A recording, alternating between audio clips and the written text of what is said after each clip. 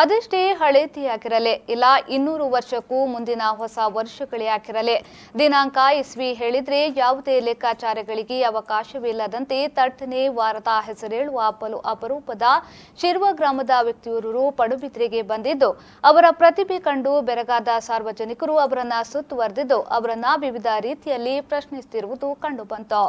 ಶಿರ್ವ ಗ್ರಾಮದ ಅವಿವಾಹಿತ ಆಂಟೋನಿ ಲೋಪೋ ಈ ಅಪರೂಪದ ಬುದ್ಧಿಶಕ್ತಿ ಹೊಂದಿರುವ ವ್ಯಕ್ತಿ. ಇವರು ಮಣಿಪಾಲದ ಹೋಟೆಲ್ವೊಂದರಲ್ಲಿ ವೈಟರ್ ಕೆಲಸ ಮಾಡಿಕೊಂಡಿದ್ದು ಇವರು ಶಿರ್ವದ ಖಾಸಗಿ ಶಾಲೆಯೊಂದರಲ್ಲಿ 10ನೇ ತರಗತಿಯವರೆಗೆ ವಿದ್ಯಾಭ್ಯಾಸ ಮಾಡಿದ ಅವರು 7ನೇ ತರಗತಿಯಲ್ಲಿ ಕಲಿಯುತ್ತಿರುವಾಗಲೇ ಈ ಬಗ್ಗೆ ಆಸಕ್ತಿ ಹೊಂದಿದ್ರು. June 1st, 1968. 68 Saturday. 87 ಶನಿವಾರ Saturday 10th Jan. 77. Thursday ಗುರುವಾರ Thursday. 2020ರಲ್ಲಿ ಇನ್ನು ಬರುವ ಮಾರ್ಚ್ ಅಲ್ಲಿ 3 Tuesday.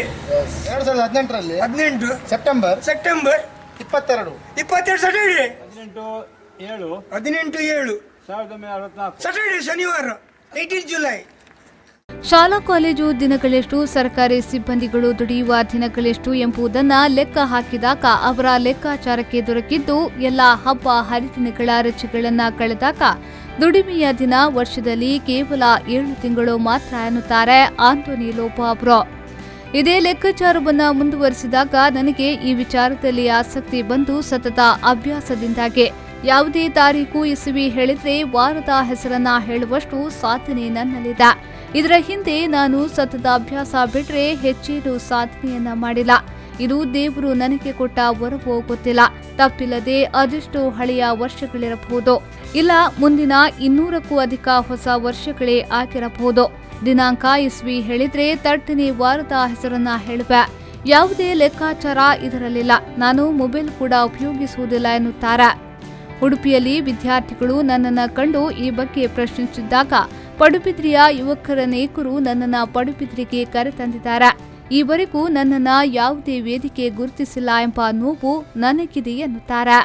ಇದು ನಾನು ಶಾಲೆ ಹೋಗೋ ಟೈಮ್ನಲ್ಲಿ 7ನೇ ಕ್ಲಾಸ್ನಲ್ಲಿ ಇರುವಾಗಲೇ ಮನಸ್ಸಲ್ಲಿ ಎಣಿಸಿ ಶಾಲೆಗೆ ರಜೆ ಇರ್ತದೆ, ಹಾಗೆ ವರ್ಷಕ್ಕೆ ಎಷ್ಟು ರಜೆ ಇರ್ಬೋದು, ಎಷ್ಟು ಶಾಲೆ ಇರ್ಬೋದು ಅಂತ.